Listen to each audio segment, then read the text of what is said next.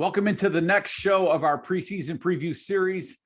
We're taking a look at the Mountain West Conference, Mike. And, we just did the MAC show. We're going to try to get these up on the site here before within the next 3 to 5 days or so. We'll have all the conferences knocked out. After this, we get into the SEC and the Sun Belt. And then from there, it's getting ready to produce some content for week 0, which is right around the corner. And for you guys that are watching this, if you haven't joined a league yet, you could find the link to join some leagues, best ball leagues we've created over at the CFF site. So head on over to the homepage of the site. You can check that out. We've got 7 leagues created so far over the next week and a half. You can join and get that preseason fantasy draft guide. We've got everything you need for your draft prep. We've got the Discord server. That community is approaching 400 people.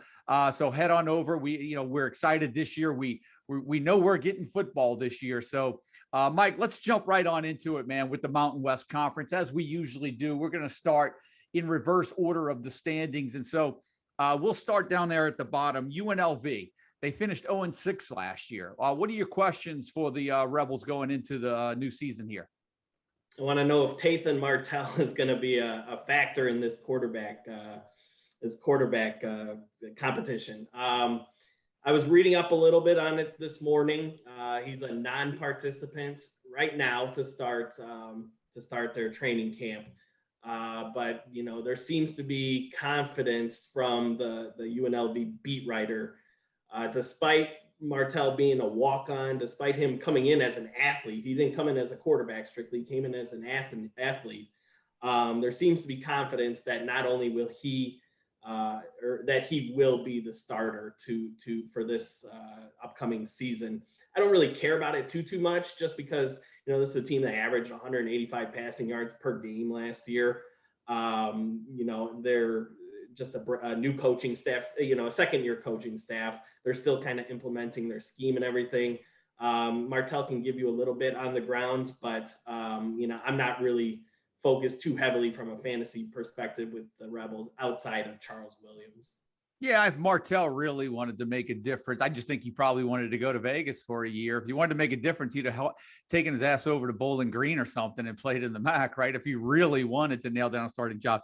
No, Mike, in all seriousness, for me, it's just all about the Williams, Charles Williams, Kyle Williams. I think UNLV only goes as far as they get production from the quarterback, or at least a little bit of efficiency. They do have talent at running back and receiver. I do think tremendous fantasy value for Charles Williams, who I find is slipping into the later rounds in a lot of our drafts. And I just think for someone that may get as many touches as he will, or I expect him to, I just think that there's some good fantasy value there. Going from UNLV, though, to a program where there's been some change, Blake Anderson coming into Utah State. What are the questions for the Aggies going into the 21 season, Mike? Is Devin Tompkins the next in line of those great Blake Anderson wide receivers that we've seen, from Kirk Merritt to Jonathan Adams to Omar Bayless? The difference here is that Devin Tompkins is 5'7", right? He is not Jonathan Adams or Omar Bayless. So he was the clear-cut wide receiver 1 a year ago in the previous coaching staff. And, he topped 100 yards with multiple TDs in the spring game. So all indications are that he's going to be their wide receiver 1 there. We've seen it with Arkansas State. These wide receiver 1s for Blake Anderson, ultra productive. But he just doesn't fit that mold that we've seen from in years past. So I'm just curious if he winds up becoming that guy. You and I have spent a lot of time talking about this. I know a lot of our colleagues within the industry have been targeting Devin Tompkins, in which you and I are in complete agreement. He is going to be a major part of that passing game, but he doesn't fit the prototypical wide receiver 1 outside size component that you would expect out of a Blake Anderson offense. They brought Brandon Bowling over from Arkansas State as well. I would imagine he's going to play at least in 4 wide receiver sets. He's going to be on the field often as well.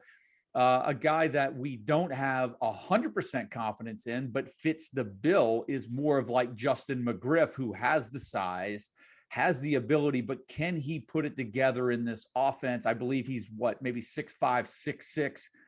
He's got the size there. And then another guy that you and I are tracking throughout preseason camp as well, that we've gotten some words on from some of the beat writers over there as well, is Derek Wright. So I think Devin Tompkins is probably the safer option going in the fantasy drafts, but I believe I think the upside may be more in Justin McGriff or Derek Wright, but that's still going to be to be determined. And I think we're going to get a really good idea through preseason camp how that shakes out, Mike. Yeah, under the radar. I think we need to look at the quarterbacks as well. I mean, we assume that Logan Bonner is going to be the guy. I mean, Blake Anderson had him at Arkansas State. I think he's loyal to Logan Bonner, just, swapping or that quarterback rotation they had last year with Lane Hatcher. So we believe that he'll be the guy, but Andrew Peasley, we saw late last year when he started taking over, and then, he threw for 200 yards and a couple of scores in the spring game. He's a mobile option. So there is a definite competition there, even though we believe, there will be some loyalty towards Bonner. I think so too. And I'm with you. I like the athletic ability of Peasley. I think if he could put some things together, it gives the offense another component that the defense has to key in on. So we say this a lot. We do not want a quarterback rotation this year, like we saw with. No, not at all.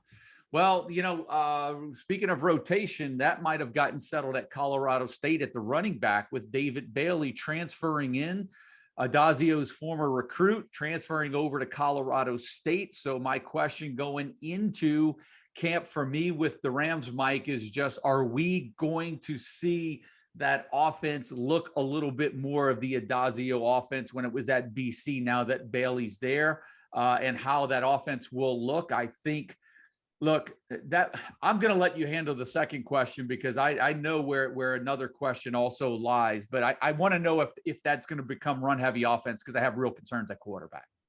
Yeah, run heavy offense. And I've mentioned this too before on the Discord when David Bailey announced his transfer destination to Colorado State. My focus is going to be on the offensive line, right? They bring back 5 starters. I think they brought back, or they added a Boston College transfer, perhaps. It was one of the worst groups in the country last year. So you bring back 5 starters, but is that really good news? So I'll be focused. If you see that, hey, they're progressing this in fall camp, then my interest in David Bailey grows. The other question, if I had another, would be, is there going to be a third option that emerges in the passing game? I know you're going to talk about the quarterback situation that we are not confident in whatsoever.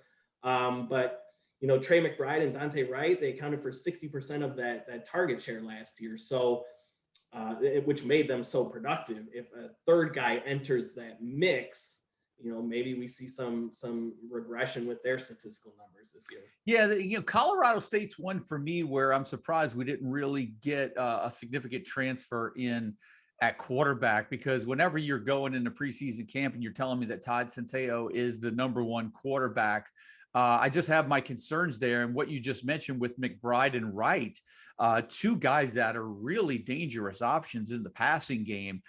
You add Bailey to that mix at running back. You don't find too many quarterbacks that the wide receiver, tight end, running back's not going to make the quarterback in this instance. The quarterback is going to basically determine how effective fantasy assets those guys are going to be. So without a doubt, development at quarterback is the #1 concern at Colorado State going into the season, because they have all the pieces around them. It's just who's going to play quarterback, and can they protect them and get the running game going, right? So that's what we're going to be looking for. Let's head over to New Mexico, Mike. Look, one of those programs that are just kind of a snore fest to talk about. We don't talk about them much, but they've got a significant transfer in there at quarterback. What are your questions going into the new season here? Yeah, I want to see how Terry Wilson translates to the G5 level. I mean, he won a lot of games at Kentucky for Kentucky standards, but he never did produce, monumental numbers or anything like that there. So he's a good runner, and that kind of fits what this offensive system under Derek Wareheim wants to do. And we saw last year with this coaching staff, they started 2 or 3 guys last year, but you got, 3 performances of 26 fantasy points or more from the New Mexico quarterbacks. And now you add a P5 transfer that can run like Terry Wilson. So I think you're guaranteed with Wilson, if he stays healthy, 500 yards rushing and 5 or 6 touchdowns as a floor. And that's a guy that I'd like to add in my last rounds of drafts. So just how he translates to a lower level of competition. Yeah, there's no loss in value. You're not breaking the bank, and it's really just a free pick if you're taking a swing in a deep full FBS league with Terry Wilson there at the end. New Mexico, typically, when they're not playing well, is a school that we overlook in regards to fantasy value, and you just wonder there might be a little in Wilson at some point this year. One school that's no shortage of fantasy value, particularly in the running game, Mike, Wyoming. What are we looking for at preseason camp for the Cowboys up there at Laramie? Yeah, they had offensive coordinator change. So I'm curious to see how that offense changes, if at all. I know they wanted to bring in offensive coordinator to make that offense more multiple. Their head coach is sort of stubborn. He's been in that. His name is escaping me, but Craig Bohl. Craig Bohl, yeah. So they want, just reading from what Wyoming fans say, they want Bohl's hands off the offense. They needed a new voice. So I'm curious to see how that offense develops under the new OC. There's still going to be a run-heavy offense, I believe. This guy, the new OC coming from North Dakota State and then from Iowa last year. So both teams that like to feed their running backs. So just to see if there's any changes to that scheme at all is what I'll be looking for. Well, I think that's a great point. It's hard for me to believe that Craig Bohl will not have a stamp or put his, the final stamp of approval on this offense. I think we both still expect it to be a run-heavy offense. The biggest question for me is who's going to be the quarterback, because I do think that may affect the fantasy value of one Xavier Valladay at running back. Sean Chambers, a couple of years ago, before he got injured, I believe he hit double-digit touchdowns. And you wonder if he's the starter, which I believe he was named the starter going into preseason camp over Levi Williams. You wonder if he sticks. Does that dampen a little bit Valladay's fantasy value, particularly in the red zone and around the goal line? Will he vulture some of those touchdowns away? So for me, I do think, and I'm not saying that Levi Williams wouldn't do that either, but I don't think he would do it nearly in the capacity that Sean Chambers would do it. So for me, I'm more interested to see who the starting quarterback is, because ultimately I think that may determine how high of a ceiling Valladay may have in the 2021 season this year. Yeah, just to add to that real quick, Chambers could also be a factor, but they also have good depth in the backfield. Trey Smith, yeah. Former transfer. When Valladay got injured last year, he stepped in and was productive. Titus Swen is a backup that produced a couple of years ago before he got injured. And just looking back at this OC, you have both evidence of a true workhorse at North Dakota State, 300 and some carries, but then you also have evidence of a committee where you're getting 150 per each back. So really curious to see how that shapes out. If there's too many mouths to feed, maybe. Speaking about too many mouths to feed, let's head over to Fresno State, Mike, which for me, I'll start off with this one. My question is just really at receiver. Can we get a little bit of clarity at receiver? I'm one of those guys that believes that I believe in running back rotation, running back by committee at running back at that position, right? But I'm not a big fan of it at receiver. I think we talk about a lot of receivers in rotation, and I think looking back at history, most of the programs, particularly recently, that have had rotations at receiver, let's just take a school like Texas Tech last year, for example, right? Injuries certainly play their hand in that. I like to think that most coaches, most offenses like to nail down their top 3 to 4 in a rotation. When I look at Fresno State, man, Cropper, Wheatfield, Josh Kelly. You've got Ty Jones, the Washington transfer. You get Zane Pope, who's back healthy now. I know, talking to you, you have high hopes for Cropper this year. You really think he could take a big step up. I'm a little bit concerned with so many mouths to feed at Fresno State, how the wide receiver depth chart plays out and who's going to be really the one or two odd men out in this one. Yeah, I was looking and you mentioned injury. I believe Carrick Wheatfall's been out of practice to start camp. So I mean that's you don't root that's for injury. One down. That's one down, right? You're taking a mouth to feed out of that rotation. But Zane Pope is there. Mac Delana is still there. I know he's had a good start to camp. I think oh boy, who was their slot receiver last year? You mentioned him. Now I'm forgetting it. But Kelly, was it Kelly? Josh Kelly. Yep, he had a highlight reel touchdown reception during in this most recent practice. Ty Jones, like you mentioned, added to the mix. So yeah, mouths to feed both at running back and wide receiver could really suppress the kind of the production between the running backs and the receivers. We believe this is going to be a 35, maybe 40 point per game offense, but do they have too much talent? Yep. Mike, for our dynasty guys out there, looking forward to maybe life after Ronnie Rivers. Any glimpse into what you're looking at over there? I know, didn't they add Brumfield over from Utah? That was Tulane. I'm sorry. Yeah, he went over to Tulane. Yeah, Jordan Wilmore. But life after Ronnie Rivers over there at Fresno State.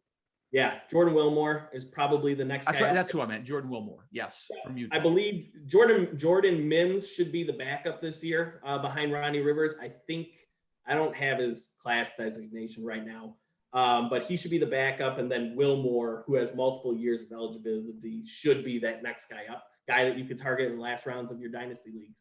Yep. And Rivers needs 845 yards, I believe, to pass his father, I think, to be one of the top backs over there at Fresno State. I think maybe that moves up into that'll put him second on the all-time list. So that'll be interesting to see.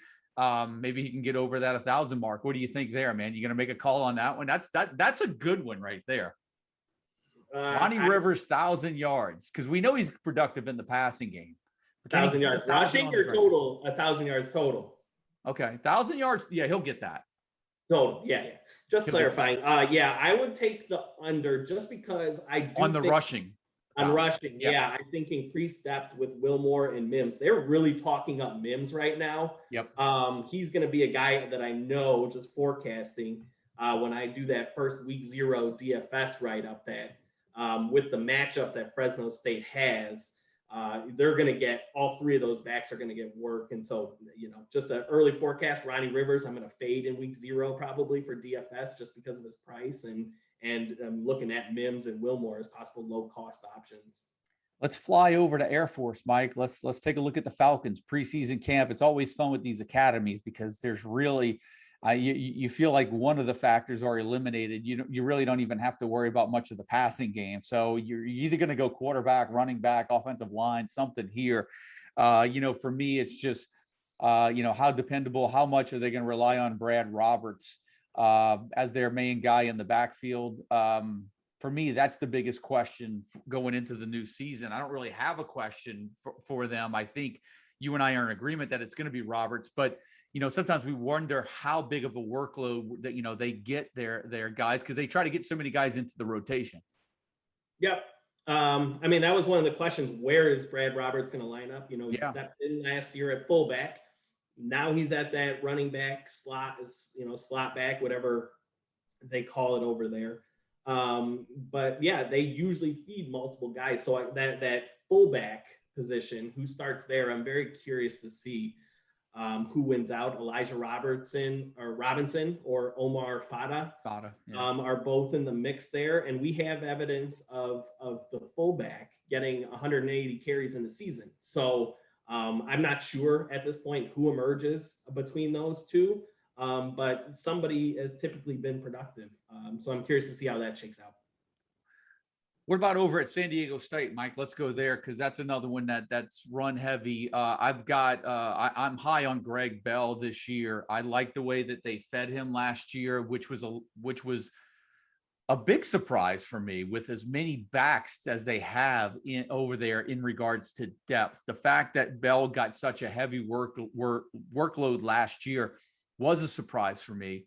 But I think it's encouraging going into the new season that if they have that much faith in him, I don't see why they do anything different in 21 going into the new season. Yeah, well, that was my question. Will we see a Greg Bell cow? Um, so, I mean, when he was healthy last year, he got between 18, 22 carries per game. There was comments during the spring from the offensive coordinator that they want Greg Bell to emerge as that workhorse. So we believe that that'll be the case. They should be really good up front along the offensive line again, as per usual. So we think he's going to be the guy there, but you always have to mention that they do have so much depth at the running back position that maybe somebody like Chance Bell dips into that workload. Yep. Redshirt freshman Jalen Armstead is a guy that I touted as a possible dynasty pick. He's gotten a lot of praise during the spring. They said he's going to have a role in that backfield this year. So, do we see that 18 to 22 carry per game mark from Greg Bell will be what I'm focused on. Let's head over to the islands, Mike, Hawaii, where GJ Kinney is out. Bo Graham, Todd's son, is in as OC. We look into, I know for me, a little bit is going to be how's that offense going to evolve into year 2 under Todd Graham over there. That's the question for me. That's the question for me, right? Because we know that Cordero is talented. They've got a very talented all-purpose back, Calvin Turner, over there. But the passing game has a lot to be desired and a lot to improve compared to last year. So for me, that's what I'll be keeping my eyes on, the progress and the evolution of that passing game with Cordero at quarterback under Bo Graham. Yeah, same for me. I mean, mine was geared towards wide receivers, but you can include Cordero in that mix. He only averaged 6.7 yards per attempt, which, if he's just dumping the ball down, you would think that he's completing more than 62% of his passes. And during the spring, I read that his accuracy was in question even in spring ball. So you want to see if Cordero progresses as a quarterback. He's going to give you that rushing volume, which is good for his floor. But I think they had 4 guys catch at least 20, 25 passes last year. I just know Turner as a running back was the only one that averaged more than 10 yards per catch. The 3 main receivers, I believe, all averaged under 10 yards a catch. That's just not going to do it this year. So, I expect things to change. I don't think under Graham it could get any worse than it did last year. So I do expect to see some progress in year number 2, which is why I have Cordero so high. His dual threat ability, he's going to make a lot. He's going to make up a lot on the ground, and that's definitely going to carry his fantasy value. And I don't think he can do much worse than he did last year. Are you on are you on that train of thought as well? Yeah. What doesn't help, put the pieces together. Yeah. What doesn't help is that, he's got a proven commodity at receiver in Jared Smart. And we talked about, how good of a receiver Calvin Turner is, but can you name who the wide receiver 2 is there? Nobody stepped up during the spring. I don't have the slightest clue as to who wide receiver 2 or wide receiver 3 is going to be, which does not help Cordero. Yeah, I agree.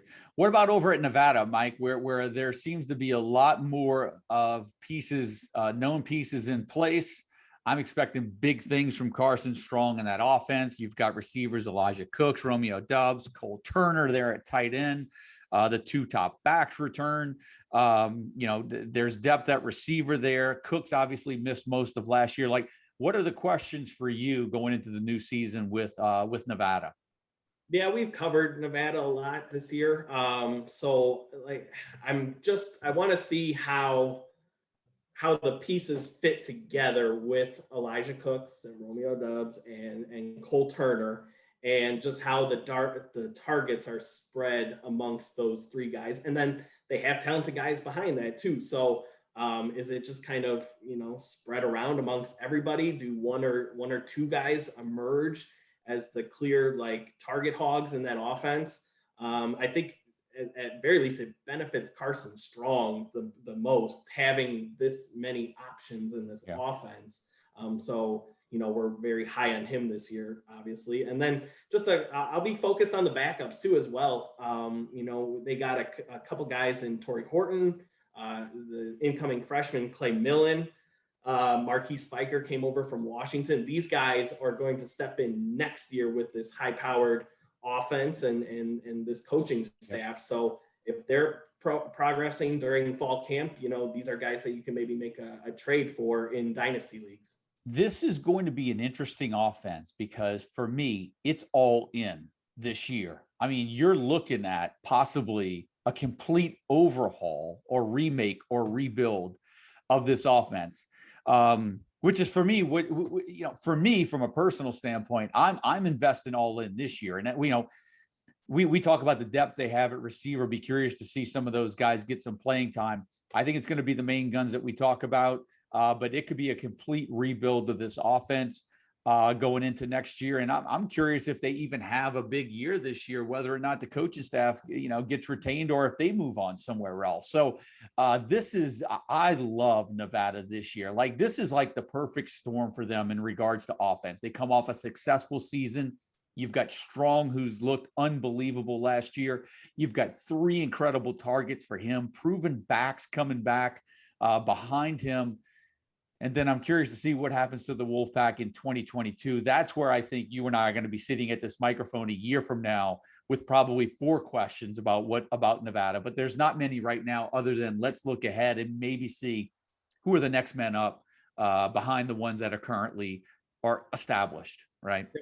Yep, absolutely. Let's go over to San Jose State, which that is, very similar situation we just talked about. They lost their 2 top wideouts, right? And so for me going into the new season, that is where the questions lie. It's at wide receiver. You and I currently have Isaiah Hamilton projected at wide receiver 1 there. You've got Jermaine Braddock in the mix over there as well. But do we absolutely know the pecking order at wide receiver at San Jose State? And so that's something that I know you and I are going to be tracking all throughout preseason camp, as much information as we can get. San Jose State, one of those schools where you just don't get a lot of info. But for me, that's where my eyes are on preseason camp at San Jose State. Yep, same here. When I was kind of jotting down this question, I was like, okay, start off, who's the wide receiver 2 here? We don't know that. But then I was like, well, do we really know the wide receiver 1 at this point? Why did Isaiah Hamilton's numbers drop from 43 catches to 13 catches in 8 games or whatever he had last year? Trey Walker, Bailey Gaither, very good receivers. That could be a reason why. But do we see, is Hamilton as good as we think he could potentially be? So, we're projecting him as wide receiver 1, but does maybe somebody else, one of the outside targets, emerge, like a Jermaine Braddock or somebody like that, emerge as a wide receiver 1 type there? Well, yeah, San Jose State, the conference champions last year. So, I would have ended with them, but I saved Boise State for last. I think there's a lot of excitement going on within the fantasy community for Boise State this year. Obviously, Tim Plow, the offensive, came over from UC Davis, right? Has an awesome history of wide receiver 1s, a great history of running back production, great signs of Khalil Shakir, great signs if you have George Helene as your backfield and he sticks at running back 1 there. For me, that's what my biggest question for the Broncos going into camp, Mike, is just, do we get that solidified 2 deep coming out of preseason camp? Because for me, I think Helene and Shakir are definitely the guys that I want to target, with there being questions at quarterback right now. So maybe I throw that one on my list as well. Is it going to be Sears? Is it going to be Backmeyer? What about you? Yeah. I was focused on the quarterback initially, but now that you were talking, I'm just kind of interested in this offense as a whole and how quickly they can pick up this new offense, right? Because when you look back over the years, you look back at quarterback, right? They averaged 296 yards per game all 3 years that Tim Plow was at UC Davis. You look at the running back, man, they caught like 40 balls in a couple of seasons while he was the offensive coordinator there. So, and that's a skill set that George Helene has. So, how he could be really productive in this system. And then you look back at the wide receiver 1 and, who was that? Their wide Keelan Doss. He had 2 100 reception seasons at UC Davis, right? Khalil Shakir, we know he's capable of that, just how good of a receiver he is. How quickly do all those pieces mesh with this new system? I mean, maybe there's a transition period and these guys don't produce at the levels that maybe we think they're capable of. So how quickly and how the offense is gelling in these practices and scrimmages is what I'll be focused on. Yeah, it's a good point, and definitely something we want to monitor because of the history and the historical success of that system. So, Mike, that's going to take care of the Mountain West. Man, we've got 8 down, 2 more to go. We've got SEC and Sun Belt left to go. We're almost done the series, man. I've really enjoyed it up until this point. Anything to put a bow on before we head out of here for the Mountain West?